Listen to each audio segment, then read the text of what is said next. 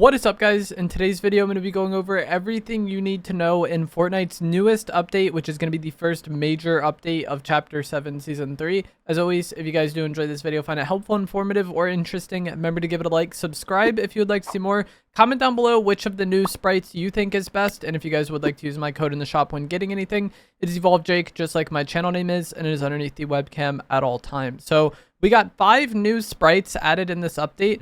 The boss sprite will increase your max HP and shield, and at its highest level, you will get 25 additional health and shield. So you will have 125 of each, plus your 50 over shield means you could have 300 health in zero build and 250 health in build mode at full health. The aura sprite, you gain a shock rock charge when you deal enough damage to enemies. We'll get into what a shock rock charge is later on in the video. At level 1, you need to deal 175 damage to get a charge, and at level 5, you only need to deal 75 damage to get a charge.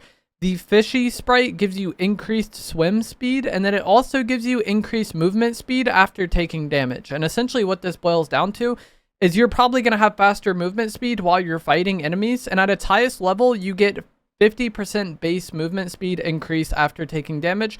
So you will be moving, a good amount faster and probably be more difficult for enemies to track. The Grim sprite makes it to where players who attack you are marked. At level 1, they will be marked for 3 seconds, and at level 5, they will be marked for 5 seconds. So this is going to be really helpful in a lot of situations. With how fast the time to kill is this season, if you're just getting shot and have no idea where they are, you're probably dead anyways. But I could see a lot of kind of stalemating mid-range fights, or maybe fights around bushes. Just any sort of fight, having marking on an enemy can be helpful because it makes it easier to kind of predict what they're doing or just know what they're doing based on seeing their character marked. So I think that one will be really good. It's the only one I didn't get to use so far today. And then finally, the striker sprite, you gain an overdrive effect when you mantle, hurdle, or wall run. At level 1, you will have the effect for 6 seconds, and at level 5, you'll have it for 10 seconds. So you'll have unlimited stamina, you'll move a little bit faster, and then you'll also have that like kind of better floaty or jump you get after using overdrives. And this effect also stacks with other forms of mobility, so it is pretty good to have for that reason. And each of these sprites, you have the 5 base versions, and then also the gold, gummy, and galaxy versions for each. So essentially there's like 20 new sprites to collect added in this update. There won't be any new sprite variants coming to the game, I don't think, for the next 2 weeks, so we will have a bit of time to collect all of these.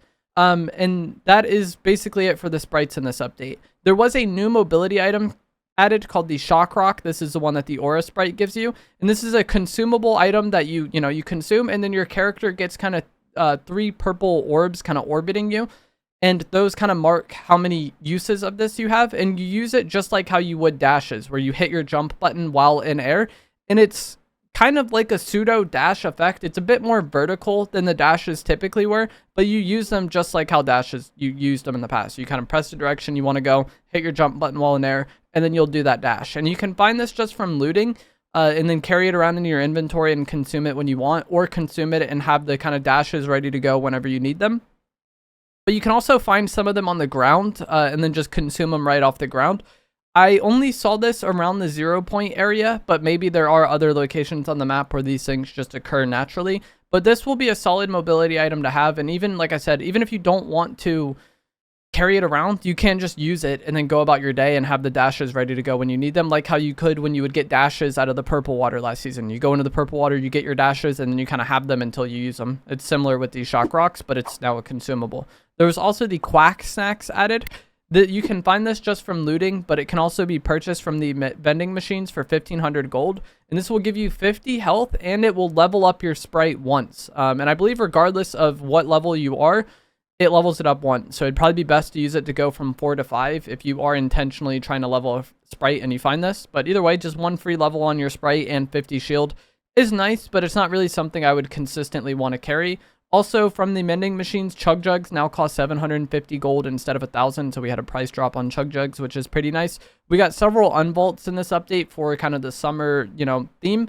The flare gun has been added back. You can shoot this into the air and it will mark people in the area. The shield bubble has been added back. This is kind of confusing for some people. It's the regular large shield bubble, but we also have this as a pocket item in zero build, so it's now a pocket item and a regular item you can carry in your inventory. The big bush bomb was added back. The low whip special serve ice cream was added back, and this will give you 100 health and 100 shield immediately upon eating. And I believe you can carry up to 3 in a stack. So this is going to be the best healing item in the game right now. You can heal up really quick from it. It does kind of create some awkwardness at times if this is the only healing item you're carrying, because like let's say you take like 40 damage. I would like to heal, but I don't want to use the ice cream on that because, you know, it has so much more potential. It kind of creates weird situations like that, but this is a really overpowered healing item, and you can get caught off guard by it if you don't realize an enemy ate it, and then you're expecting them to be really weak, and then they're just immediately full health. The enhanced harpoon gun has been added back. The mythic goldfish trophy has been added back, but I think you can only get it from the gold fishing spots, which we'll get to in a moment. My experience with this update is pretty limited. I was only able to play a few hours today, but adding all these items to the loot pool definitely made it feel like getting overdrives was much harder. And so it's weird to make kind of decisions or thoughts about a spawn rate of an item from just a few hours of playing, but it definitely seemed like I was leaving my POI with like few or no overdrives, much more than I was before, which is unfortunate. There was some exotics added to the loot pool today: the Hop Rock Dualies, the Lawless Stink Rifle, which is the exotic hunting rifle, and then also the Slapberry Fizz, which gives you the Flowberry effect, and the Slap effect, which is unlimited stamina for a period of time. And you can get these 3 exotics from fishing, and I believe you need to be fishing the gold fishing spots, which were also added back in this update. The gold fishing spots have a chance to give you kind of these special items, high rarity loot, and even gold sprites. So, you know, if you do want higher rarity items or you want a chance to get some of these exotics, fishing those gold spots is something that can help you out. And I think throughout the course of the season, the type of sprite you get from the gold spots may change. So right now it's gold, maybe next week it's gummy, the week after that it's galaxy. Things like that could change. Fishing seemed different in this update. So far this season, I've really liked fishing, especially because the Chaos Exploder AR can conveniently fish all the spots quickly. But I felt like I was getting much less shield fish and slurp fish from shooting the fishing spots, especially the gold fishing spots. If you shoot them, you don't get those special items, so you want to actually fish those. But either way, it felt like I was getting much less of those nice like fish that are actually good for healing, and I was getting more like, you know, I was getting guardian shields and bunkers. It seems like they added a lot of stuff to the fishing kind of loot pool, which made it more inconvenient to get those fish. The Shieldbreaker EMPs were vaulted in this update, so you're no longer going to have those to counter cars or business turrets, or just have a shield kind of splash damage item. We did get a few weapon balance changes in this update, but they really weren't that significant. This is kind of what I was most excited to see getting on today, but I feel like the meta didn't really change at all. So first, the Ranger pistol got nerfed. It now has slightly increased spread, meaning there's a bit more bloom, and it also deals slightly less damage at longer ranges. Both of these changes, I feel like, happened to such a minuscule degree that most people wouldn't notice if they weren't told about it. Like, I genuinely did not notice the spread changes at all. It is still incredibly accurate. And maybe the damage was reduced at range, but because it is so accurate and I'm rarely taking really long range fights anyways, I don't think that nerf is really significant. Maybe when someone's like shockwaving away, trying to run away, there's like a higher chance of them getting away now. But in really long-range fights, I wasn't really wanting to use this anyways because the hunting rifle exists. And just how Fortnite kind of naturally plays out, I feel like a lot of long-range fights are really avoidable. So nerfing the range damage on this, I don't think is that big of a deal. And the spread change also didn't seem to change very much. The Maven shotgun and extending focus shotgun both got buffed. The Maven got increased minimum pellet counter. This basically just adds consistency to the weapon. The lowest possible damage you can get for hitting somebody was increased with it. And then also the fire rate was also slightly increased from 1.46 to 1.48.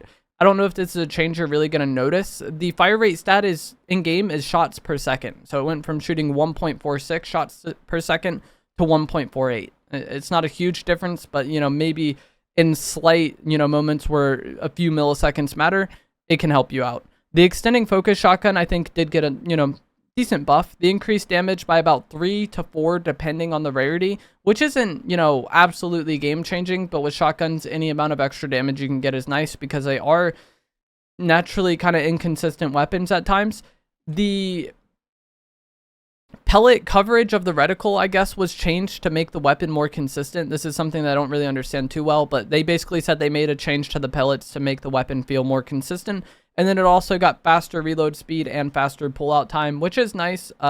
Normally, reload speed isn't a big factor to me with shotguns, especially because you could typically reload them one shell at a time. But with this shotgun having a reload animation that you need to do, and also only having 3 shots, any change to its reload speed will be appreciated. And like I said earlier about the damage, any extra damage you can get will be nice, even if it isn't the biggest deal, because shotguns aren't always exactly the most consistent weapons. And then the final change I want to talk about is that there was a soccer field POI added. This is a little field that was added in between Heatwave Harbor and Sunken. And it's just like more of like an Easter egg to the World Cup than anything. I feel like you can score a goal here to get the striker sprite, but that is not the only way to get the striker sprite. You can also find it from looting. And I was told that you can get a boss sprite from eliminating the bosses, but again, that isn't the only way to get it as well. You can also just get it from looting chests, sprite chests, floor loot, all the other ways that you can get sprites. So the most significant change in this update, I think, is the addition of those sprites. All of those sprites on paper feel a lot more powerful than the ones that we had before, I feel like, especially in terms of helping you win fights. The unvaults, I feel like, were mostly clutter to the loot pool, and then the exotics, you know, some people really like them. The stink rifle definitely has a lot of utility. The weapon balance changes were kind of underwhelming, but let me know what you guys think of this update down in the comments below. Which of the new sprites do you think is best? And I will see you guys in the next one. Thanks for watching.